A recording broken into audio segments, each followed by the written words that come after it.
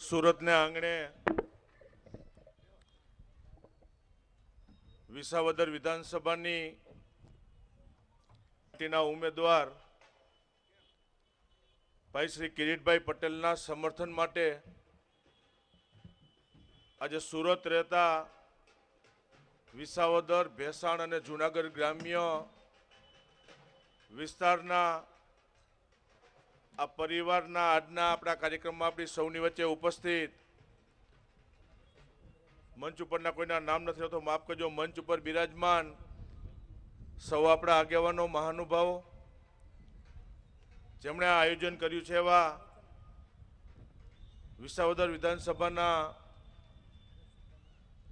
સૌ કાર્યકર્તાઓ, આગેવાનો અને મોટી સંખ્યાની અંદર ઉપસ્થિત સૌ વડીલો, યુવાન મિત્રો, વિધાનસભા વિસાવદરના ભવિષ્યને ધ્યાનમાં લઈને આપ્યા છે. અને રાજનીતિની અંદર જ્યારે ચૂંટણીઓ આવે,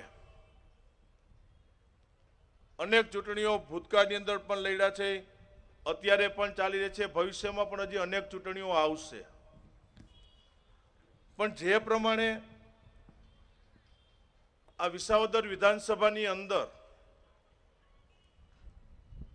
અમુક લોકો દ્વારા, અમુક ઉમેદવાર દ્વારા જે પ્રમાણેનો અત્યારે માહોલ બગાડવાની અંદર આવી રહ્યો છે, તમે સૌ સોશિયલ મીડિયાના માધ્યમથી અને કાયમી માટે જોતા હશો તમે.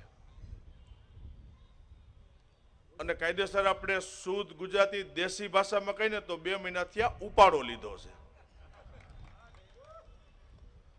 કે જે પ્રમાણે માહોલ બગાડવાના પ્રયત્નો થાય. કીધું કે રાજનીતિમાં અનેક ચૂંટણીઓ આપણે લડ્યા છે,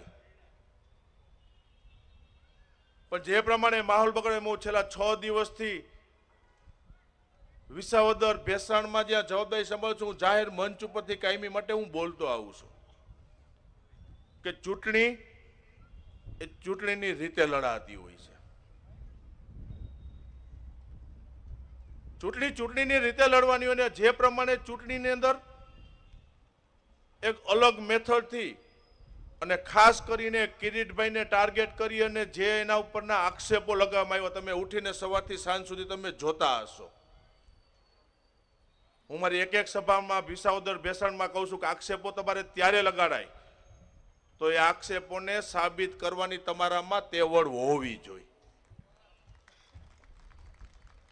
રાજનીતિમાં આજે હું અહીંથી ખુલ્લા મંચ ઉપરથી હું ગમે એટલું બોલી શકું, ગમે એની પર આક્ષેપ કરી શકું, પણ તમે કરેલો આક્ષેપ તમારાથી સાબિત થવો જોઈએ. અને જે પ્રમાણે જૂનાગઢ જિલ્લા સહકારી બેંક એટલે ખેડૂતોની બેંક, અને જે પ્રમાણે બેંક ઉપર આક્ષેપો કરવામાં આવ્યા, મારે વાત એટલા માટે તમારી વચ્ચે આ મુદ્દો લખો કારણ કે આપણો આખો વિસ્તાર જૂનાગઢ ગ્રામ્ય, વિસાવદર, ભેસાણ 80-85% વધારે આપણે ખેતી આધારિત અને ખેડૂતોનો વિસ્તાર છે આપણો.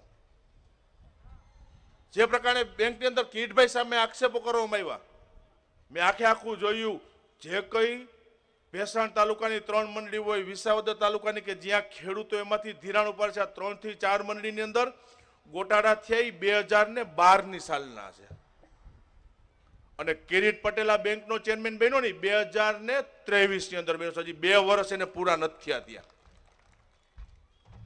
2012ની ઘટના, કિરીટભાઈ ચેરમેન આવ્યો બેંકની અંદર 2023માં અને કીધું કે ખેડૂતોના નેતાના હિસાબે એ મંડળીઓ અંદર એને લાગ્યું કે મારે ઇન્સ્પેક્શન કરાવવું જોઈએ. કરાવવા માટે ગયા ત્યારે ખબર પડી કે આ 2012થી ખેડૂતોના નામે પૈસા એ જે તે ગામનો તલાટી મંત્રી ઉપડી ગયો. એમાં કિરીટભાઈનો ક્યાં આવ્યા? કિરીટભાઈ ઘરે રૂપિયો આવ્યો એમાં?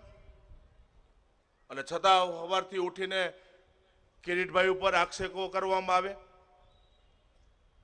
હું ની હરેક વાતનો સાક્ષી રહ્યો છું એટલા માટે, જેમ જૂનાગઢ જિલ્લા બેંકના ચેરમેન કિરીટભાઈ છે, હું રાજકોટ જિલ્લા સહકારી બેંકનો ચેરમેન છું. જૂનાગઢ કરતા 8 ગણી મોટી બેંક છે ને, બેંક હું અત્યારે ચલાવી રહ્યો છું. જવાબદારી મારી ઉપર જવાબદારી છે. પણ ભૂતકાળની પરિસ્થિતિઓ, જૂનાગઢ જિલ્લા સહકારી બેંક, કારણ કે આપણા જ પરિવારના વડીલો જે આજની તારીખે ગ્રામ્ય વિસ્તારની અંદર રહે છે, અને જે પ્રમાણે તમે ભૂતકાળ એનો યાદ કરો, અને ભૂતકાળની અંદર જુનાગઢ જિલ્લા સહકારી બેંક એટલે કહેવાતું ઈ ખાડે ગયેલી આખી આ બેંક છે. નુકસાની કરતી બેંક, ખાડે ગયેલી બેંક. અને મારે આજે જાહેર મંચ ઉપરથી કિરીટ પટેલને અભિનંદન આપવા પડે કે છેલ્લા 2 વર્ષની અંદર ચેરમેન તરીકે જવાબદારી સંભાળી ખાડે ગયેલી બેંકને છેલ્લે હમણાં અહેવાલ રજૂ કર્યો, 45 કરોડ રૂપિયા નફો કરતી બેંક બની તો જુનાગઢ જિલ્લા સહકારી બેંક બની છે. અને તમે ક્યાં મોઢેની ઉપર આક્ષેપ કરી શકો? જે ગ્રામ્ય વિસ્તારમાં આપણા ખેડૂતો ધિરાણ લે છે, પહેલા ટૂંકી મુદતનું ધિરાણ 3 લાખ રૂપિયા સુધીનું હતું, સરકારે 5 લાખ રૂપિયાની સુધીની જાહેરાત કરી. મને એમ હતું કે મારી રાજકોટ જિલ્લા સહકારી બેંક તાકાતવાળી બેંક છે ને, 5 લાખ રૂપિયાનું ધિરાણની હું શરૂઆત કરી દઈશ. પણ કીધું ને કે આજે મને ગૌરવ છે કિરીટ પટેલ ઉપર. રાજકોટ જિલ્લા સહકારી બેંકની એડવાન્સ નિર્ણય કિરીટ પટેલે નેતૃત્વ કર્યું છે.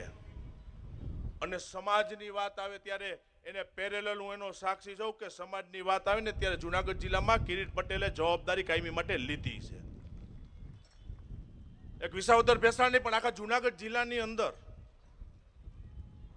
જ્યાં કઈ સમાજ ભવનો બન્યા છે, જે ગ્રામ્ય વિસ્તારમાં આપણા સમાજ ભવનો બન્યા ને, અહીંથી સુરતથી પણ અનેક લોકોએ યોગદાન આપ્યું છે. એક સમાજ ભવનનો કાર્યક્રમ એવો નહીં હોય કે ખાતમુહૂર્ત કે સમાજના લોકાર્પણમાં મારીને કિરીટ પટેલની હાજરી ન હોય એવો એક સમાજનો કાર્યક્રમ નહીં હોય ત્યાં. અને સમાજના કાર્યક્રમ કે કિરીટભાઈ તો જિલ્લો છે, એને 6 દિવસ પહેલા એને ટિકિટ ફાઇનલ થઈ છે. 2 વર્ષ પહેલાના અમે કાર્યક્રમમાં જઈએ તો કિરીટ પટેલને લડવાનું નક્કી નહોતું ત્યારે. અને મારો તો વિસ્તાર પણ નથી હતો, પણ સમાજની રોએ એ ગામડાના કાર્યક્રમમાં અમે ગયા છે, જઈને સમાજની વચ્ચે બેઠા છે. પાછું એમને નથી આવતું, 3 કલાકની હાજરી આપી હોય ને, એક સાલ ઓઢાડે ને એક હાર પહેરાવે, પછી કાર્યક્રમ પૂરો થાય એટલે એ સાલ મને કિરીટ પટેલને કેટલામાં પડી તો કાર્યક્રમ પૂરો થાય ત્યારે ખબર પડે. એટલો ફાળો કિરીટ પટેલે વ્યક્તિગત રીતે સમાજની અંદર યોગદાન આપ્યું છે. અને તમે એવા વ્યક્તિ ઉપર કેવી રીતે આક્ષેપ કરી શકો? અને જે કંઈ હરીફ પક્ષના ઉમેદવારો લડવા માટે આવ્યા હોય અને બતાવો તમે ક્યાંય પણ તમને કામગીરી કરી હોય વિસ્તારની અંદર, જે તમારો પક્ષ લઈને તમે નીકળ્યા છો ત્યાં તમે કામગીરી તમારા પક્ષનો દાખલો આપો. બાકી આ વિસ્તારની અંદર કીધું કે મજબૂત નેતૃત્વ કિરીટભાઈના રૂપમાં મળવા માટે જરૂર છે. મને ભરોસો છે, હું વિધાનસભા આખી સંભાળું છું. આ વિધાનસભાની હું જવાબદારી સંભાળું છું. કિરીટ પટેલની જીત 110% નક્કી છે, નક્કી છે, નક્કી છે. અને રથને કોઈ રોકી શકે એમ નથી.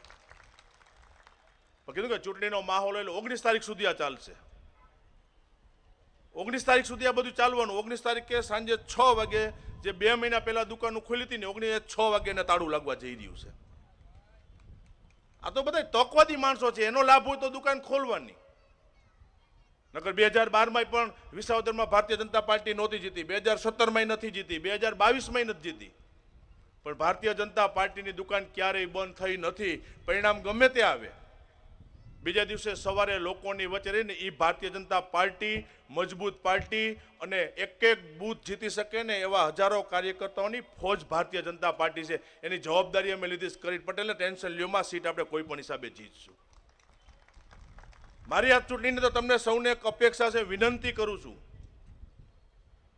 કે આપણા વિસ્તારની અંદર મજબૂત વિસાવદર બનાવવા માટે, વિસાવદરના ભવિષ્ય માટે આ વખતે ભારતીય જનતા પાર્ટીને આપણે મતદાન કરવાનું છે, અપીલ કરવાનું છે. જે કંઈ ગ્રામ્ય વિસ્તારની અંદર તમારા સગા સંબંધીઓ રહેતા હોય એને અહીંથી ફોન કરીને પણ કમળના નિશાન ઉપર 19 તારીખે જબરજસ્ત સમર્થન આપો એવી વિનંતી કરવા તમારી વચ્ચે આવ્યા છીએ. વિશેષ કાંઈ નથી કહેવું. 19 તારીખ સુધી આ ચૂંટણીનો માહોલ છે, સાથે મળીને પ્રયત્નો કર્યા છે, જીત નિશ્ચિત છે. પણ સુરત રહેતા તમારી પાસે ત્યાં મતદાન હોય તો ત્યાં આવીને મતદાન કરી જાજો. અને અહીંથી બેસીને પણ ન્યા આવીને સમય ફાળવી અને કિરીટભાઈને આપણે 19 તારીખે જબરજસ્ત સમર્થન આપવાનું છે. સમર્થ હોય તો તમે 2 હાથ ઊંચા કરી અને જબરજસ્ત એને આપણે અવાજ આપીએ, ભારત માતા કી, ભારત માતા કી. કિરીટભાઈને આપણે જબરજસ્ત 19 તારીખે વિજય બનાવીએ. અને જે લોકો આપણા વાતાવરણને બગાડવા માટે આવ્યા છે એને પાછા જે જગ્યાએ જવું હોય ત્યાં વિસાવદર ભેસાણના મતદારો મોકલી દે એવી વિનંતી સાથે